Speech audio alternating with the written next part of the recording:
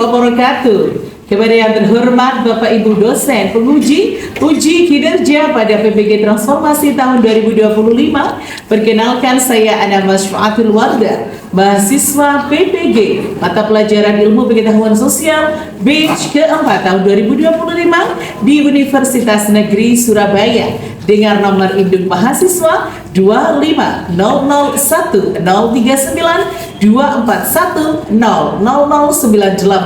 Pada hari ini Senin 12 Januari tahun 2026, saya akan melaksanakan praktik pembelajaran dalam rangka penilaian uji kinerja di Madrasah Tsanawiyah Negeri 3 Jombang, Pondok Pesantren Bahrul Ulum Tambak Beras, menggunakan model pembelajaran problem based learning di kelas 9 dengan materi pembangunan di Indonesia dari masa ke masa. Fokus pembahasan pembangunan era Orde Lama, Orde Baru hingga Orde Reformasi.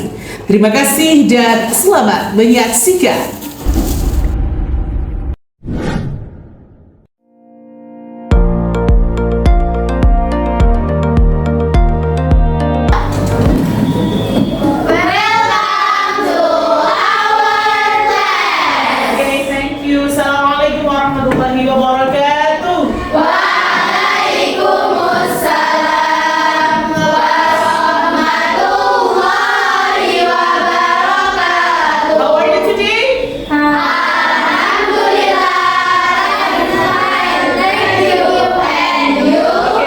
I'm really good today. Are you ready? Yes, I'm ready. Thank you so much. Now, please sit down.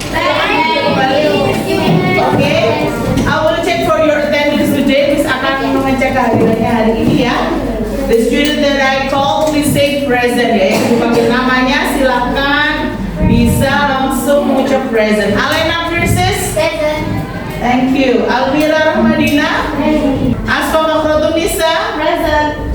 Imro'atus Solihah. Present. Kalima Azgia Qalbi. Present. Okay, thank you. Attitude for praying. Attitude for praying. Raise our hands. Raise our hands. Bow our heads. Bow our heads. Let's pray. Let's pray. Hari ini kita akan mempelajari materi yang perlu kita kupas bersama ya. Namun sebelum kita masuk ke materi pembangunan Indonesia dari masa ke masa, yuk Ibu ingin mengajak kalian lebih mencintai Indonesia. Kalian adalah seorang pemuda penerus masa depan bangsa ya. So, kita akan nyanyikan bersama lagu Bangun Pemudi Pemuda. Sudah siap kira-kira semuanya? Siap. Semangat, silakan semuanya berdiri.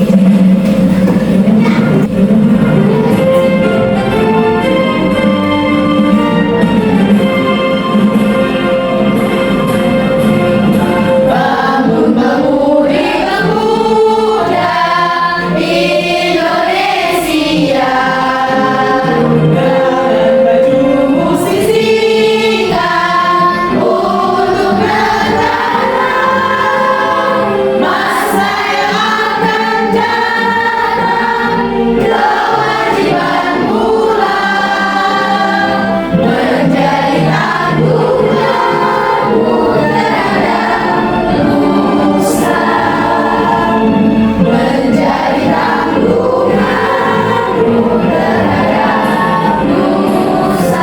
Oke, selanjutnya untuk lebih mencintai apa yang kita pelajari hari ini, khususnya mata pelajaran IPS, kemarin Ibu sudah mengajak kalian lagu Sidia yang adopsi dari lagu Arab dengan penyanyi terkenal dari Arab sana ya. Oke, supaya kalian lebih suka dengan matkul IPS, kita nyanyikan bersama ya. Sidia. Sudah siap semuanya? Siap. 2, 3. Sidia, IPS masuk di hati. Sidia, jangan pernah berhenti. Sidia, terus gali potensi untuk raih prestasi. Sidia, IPS masuk di hati. Sidia, jangan pernah berhenti. Sidia, terus gali potensi untuk raih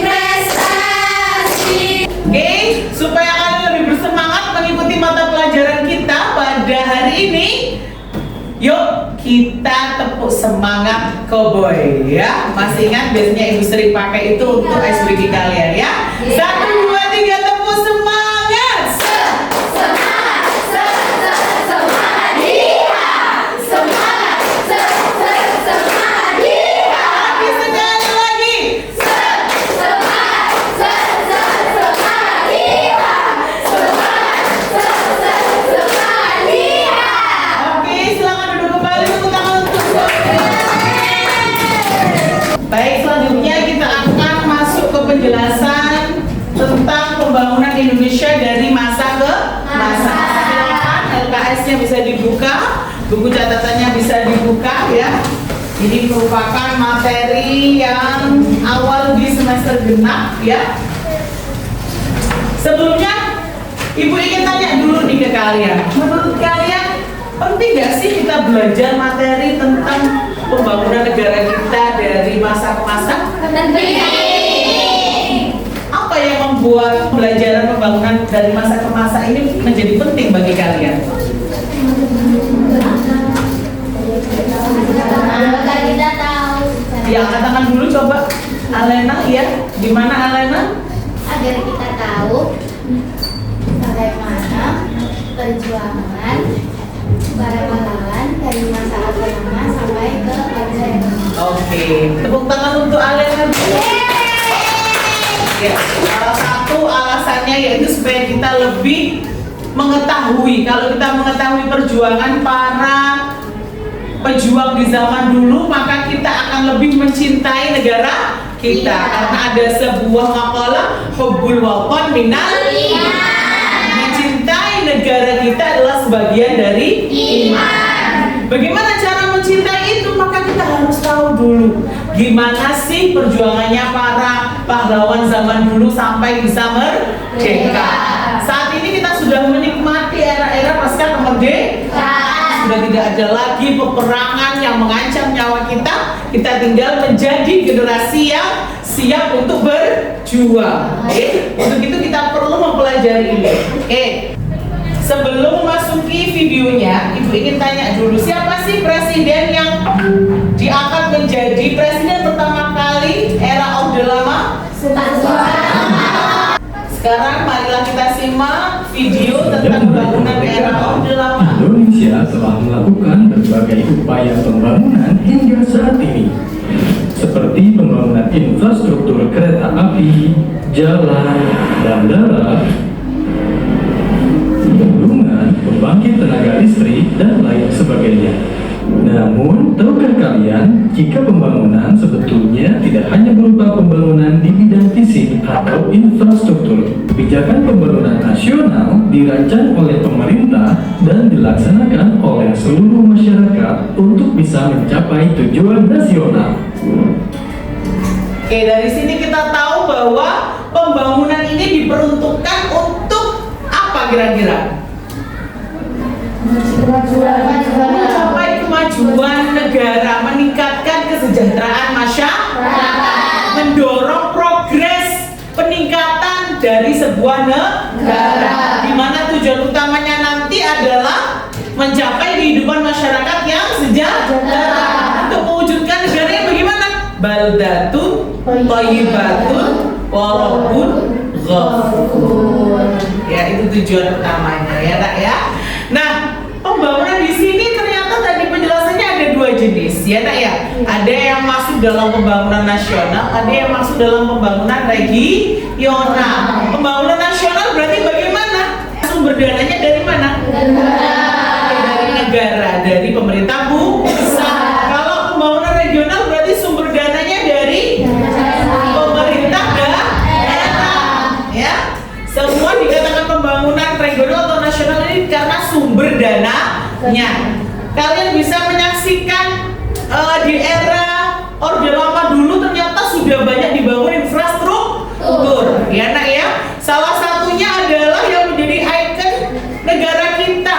Apa? Apa kepanjangannya Monas? Nasional. Terus ada lagi bandar udara yang sudah pernah dibangun sejak era Orde Lama. Juanda ya.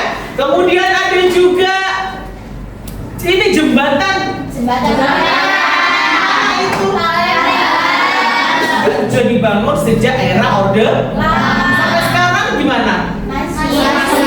Masih berfungsi dengan sangat baik. Oke, kita sudah memahami Orde Lama, kita lanjut ke Orde Baru ya, nah ya, Orde Baru. Sobat sejarah, pernah dengar tentang Bapak Pembangunan? Kali ini kita akan bedah bagaimana wajah Indonesia masa peralihan kekuasaan dari Presiden Soekarno ke Soeharto diawali kondisi yang berat, krisis politik dan ekonomi, inflasi parah, daya beli masyarakat lemah. Prioritas utama Orde Baru menciptakan stabilitas. Mereka membatasi aktivitas politik masyarakat agar bisa fokus membangun ekonomi. Langkah awalnya, program pemulihan ekonomi. Pemerintah menyeimbangkan anggaran negara dan mencari bantuan internasional. Hasilnya, inflasi yang gila-gilaan berhasil ditekan. Setelah stabil, dimulailah program besar, Pembangunan Jangka Panjang atau PJP. 25 tahun dibagi menjadi repelita atau rencana pembangunan 5 tahun.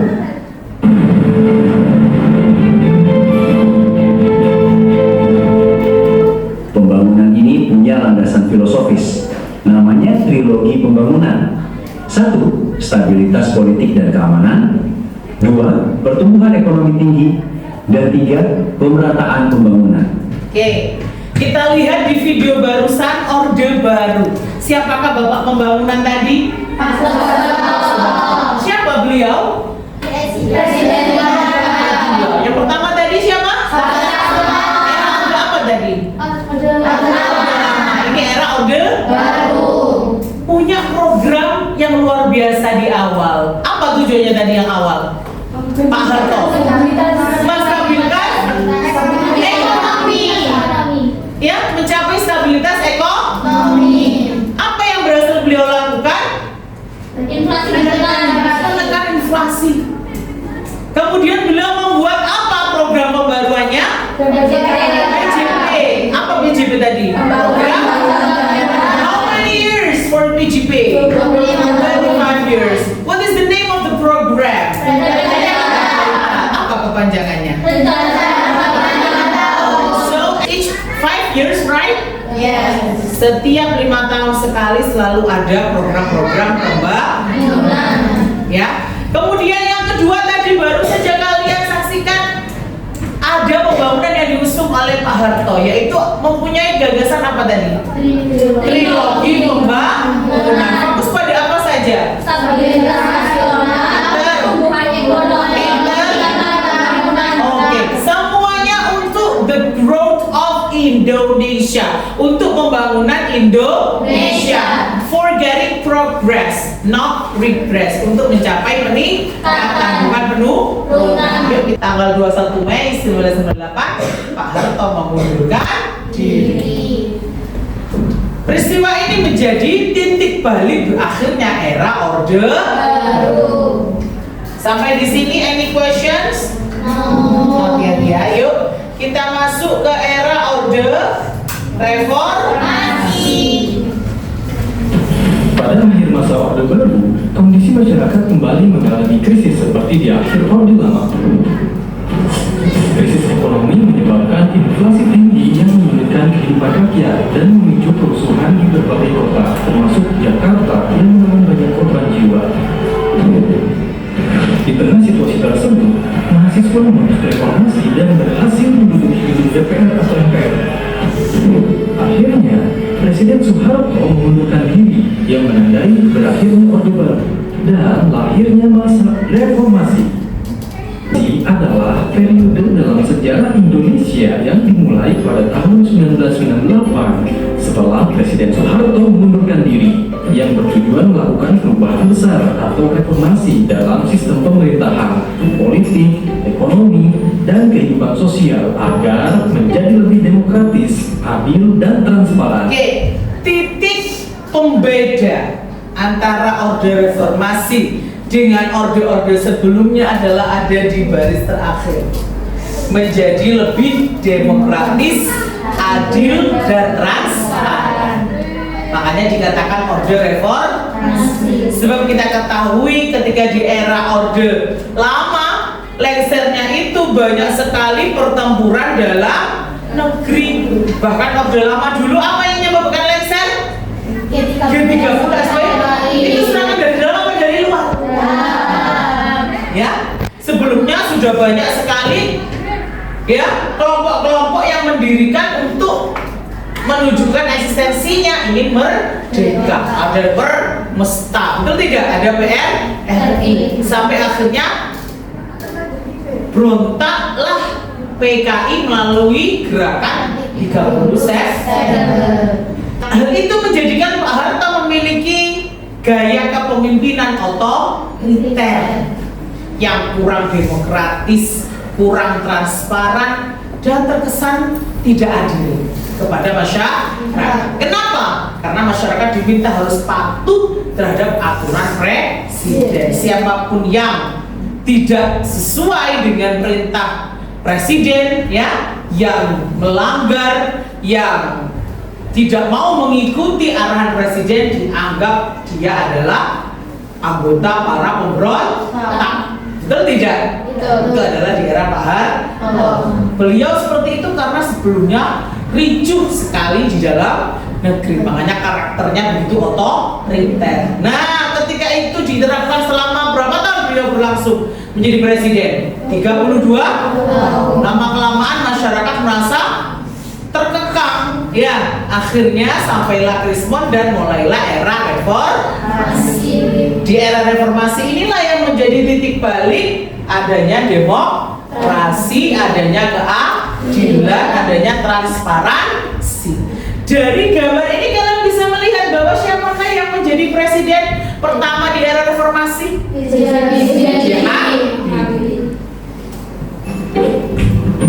Pemerintahan pada masa reformasi berlangsung lebih demokratis dibandingkan tahun sebelumnya. Masyarakat bebas mendirikan partai politik, mengikuti pemilu secara lebih efektif, serta menikmati kebebasan pers. Ini ya, kebebasan pers dan berpendapat tetap Indonesia dipimpin oleh beberapa presiden dan wakil presiden adalah yang nama-nama dipilih presiden. melalui mekanisme konstitusional dan pemilihan umum yang lebih demokratis. Pergantian kepemimpinan pada periode ini mencerminkan upaya bangsa Indonesia dalam memperkuat sistem demokrasi, menjaga stabilitas pemerintahan, serta melanjutkan agenda yang reformasi sekarang, ya. berbagai bidang. Oke, dari video ini kalian bisa menyaksikan bahwa siapakah presiden yang pertama kali dipilih melalui pemilihan umum secara langsung. La la la la la. Susilo Bambang Yudhoyono. Tepuk tangan untuk Salsa. Tadi kalau kamu lihat di videonya, ya, ada peralihan gambar, ya. Ini dan itu menunjukkan bahwa mulainya pemilu yang dilakukan secara langsung. Tahun berapa Pak SBY tadi? Ada yang tahu nggak kira-kira? 2000? Ya, 2004. Jadi kalau ada pertanyaan siapakah presiden pertama kali yang dipilih melalui pemilu secara langsung, what is the answer? Ojo terkecoh, kok nang jawabannya Bu Megawati, Gus Dur, Prabowo, apalagi Pak Karno. Tidak loh ya, ya. Semuanya berbeda, sistem caranya berbeda. Ya kalau Pak Karno langsung penunjukan di angkat MPR sampai dengan Pak Harto, sampai dengan era Bu Megawati itu masih ditunjuk, ya, melalui voting di forum DPR, dilantik oleh MPR, ya. Kemudian baru di era Pak SBY yang memilih langsung rakyat datang, ya, ke bilik suara menyoblos yang dipilih. Ini sekarang presiden kita yang patut kita hormati, ya. Depan berbangsa dan bernegara. Upaya berkelanjutan untuk memperbaiki tata kelola pemerintahan, memperkuat demokrasi, serta mendorong pertumbuhan ekonomi yang lebih merata. Ya, ini adalah tujuan dari pembangunan di era reformasi, ya. Yang pertama adalah memperbaiki tata kelola pemerintahan. Yang kedua, memperkuat demokrasi. Ya, yang ketiga, mendorong pertumbuhan ekonomi yang lebih merata. Oke, let's say hamdalah together for our material today. Sampai di sini ada yang ditanyakan? Oke, untuk mengecek pemahaman kalian tentang istilah-istilah asik yang tadi ditemukan, ya, Ibu akan menampilkan di layar. Silahkan nanti yang bisa langsung menyebutkan kelompoknya dengan raise your right hand, ya. Bisa dipahami? Trikora, trikora. Nanti berdiri yang masa. Please guys, what is the word here? Repelita. Vivo. Yo.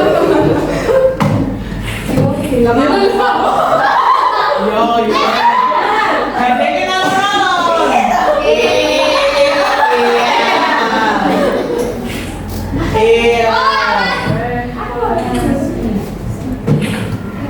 Iya.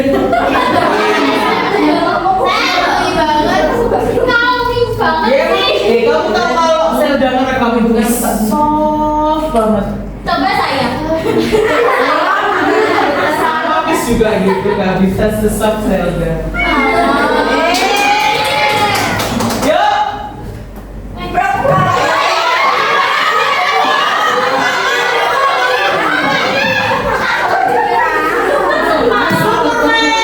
Superman.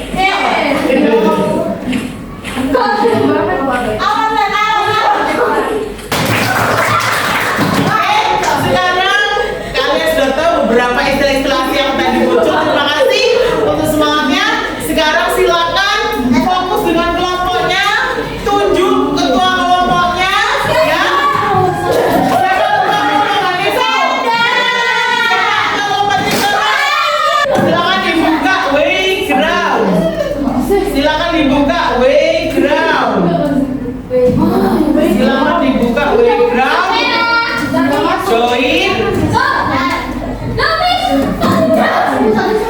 Join dan langsung kerjakan, ya, beri nama kelompok kalian. Silakan dikerjakan. Yang sudah selesai, silakan teriakkan nama kelompoknya sekencang-kencangnya.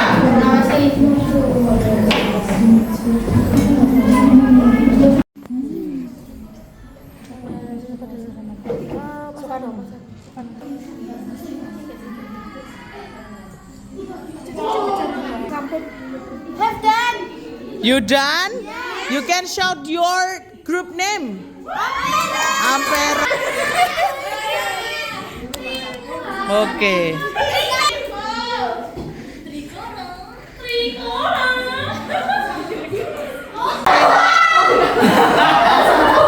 Nah, sama bener semua tepuk tangan. Dia udah nih.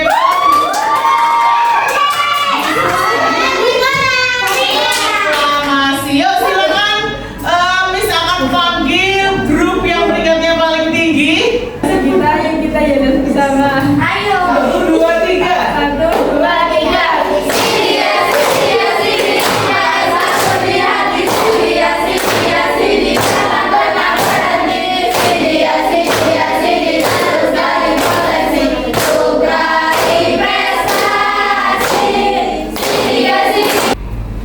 Penting bagi kita untuk belajar dari masa lalu. Dengan begitu, kita bisa membangun masa depan yang lebih baik. Semua orang memiliki peran dalam pembangunan negara kita.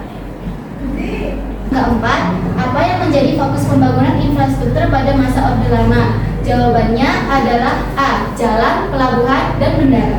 Dan kapan pemilu langsung pertama kali dilaksanakan di Indonesia? Jawabannya adalah A. 2004. Sekian dari kelompok 1. Masa Orde Lama terjadi pembangunan yang sangat banyak sekali seperti pembangunan bandara, jembatan, jalan, dan seperti monumen nasional yang berada di Jakarta Pusat. Ayo lanjut.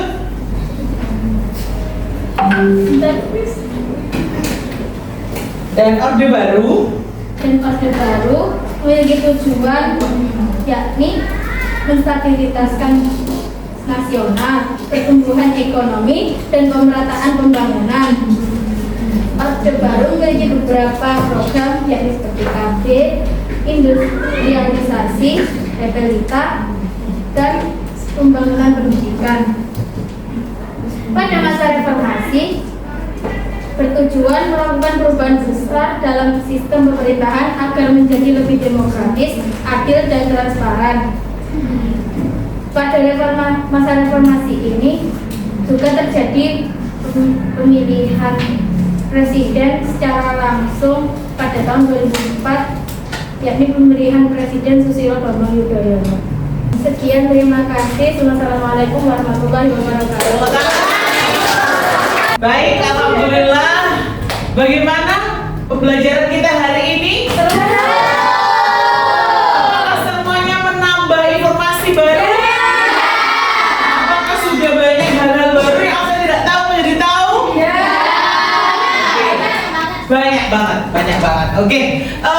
Bunda ingin tanya ya, untuk refleksi bagaimana penangkapan, pemahaman ilmu yang baru saja kalian terima, informasi baru yang baru saja kalian peroleh, supaya lebih merata sama memahami ya. Nanti kalau ada nomor absen yang Ibu panggil, siap untuk menjawabnya. Are you ready?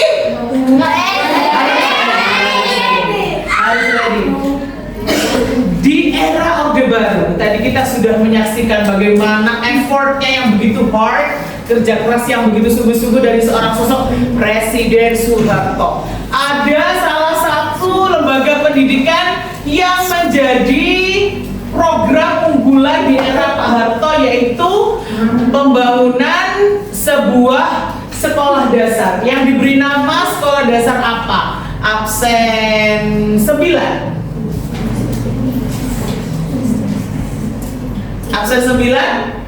Siapa absen 9? Oke, Azmi. SD apa? Impres. Betul apa tidak? Bener-bener acak loh ini ya. Semuanya udah duduk sampai persiapkan catatan dan LKS-nya ya. Second, only 3 questions. The second is, siapakah wakil Presiden Ibu Megawati Soekarno Putri? Absen 2. Absen 2, who is she? Yes, Elizabeth Sylvia. Who is he? The Vice President when Megawati being a president. Do you know? Who is he? Come on, Elizabeth. Bapak Hamzah. Yeah, is it correct?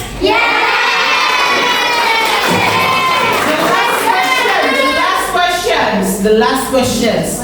Yang tahu you will got 20 points, ya? Wow. 20 points, ya?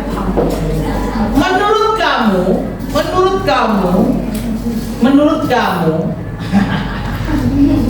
siapakah presiden yang begitu appreciate for a nationalism? Siapa presiden yang begitu menghargai sebuah nasionalisme? Oh ya, Nadira. Silakan Nadira. Gus Dur itu kayak beliau itu mengajarkan toleransi kepada seluruh masyarakat. Seperti contoh utamanya itu agama Konghucu diakui. Sudah. Tepuk tangan untuk Nadira. Kita saksikan bersama, kita dapati informasi yang baru bersama bahwa kita patut bersyukur dan bangga, betul tidak? Ya. Bahwa presiden-presiden di Indonesia ini mau bagaimanapun latar belakang beliau terlihat begitu mencintai negara kita, betul tidak? Ya, betul. Dengan berbagai program yang banyak pro maupun juga ada orang-orang yang kontra mungkin ya, dan pasti banyak sekali yang kontra karena dunia politik ya dan hidup di masyarakat. Tapi banyak juga pencapaian yang berhasil beliau torehkan untuk kemajuan negara kita. Betul apa tidak? Ya, betul. Mulai dari Orde Lama ya, berbagai pembangunannya, Orde Baru dengan berbagai terobosannya, Orde Reformasi dengan gebrakan-gebrakan barunya, hingga menjadikan negara kita Indonesia saat ini begitu disegani oleh dunia. Betul tidak? Bahkan ketika kemarin terjadi bencana di Sumatera, banyak loh negara-negara luar yang sukarela ingin membantu. Itu berarti menunjukkan bahwa negara Indonesia ini begitu dihargai, begitu dipeluk, begitu berusaha untuk dirangkul bersama oleh negara-negara yang ada di seluruh dunia.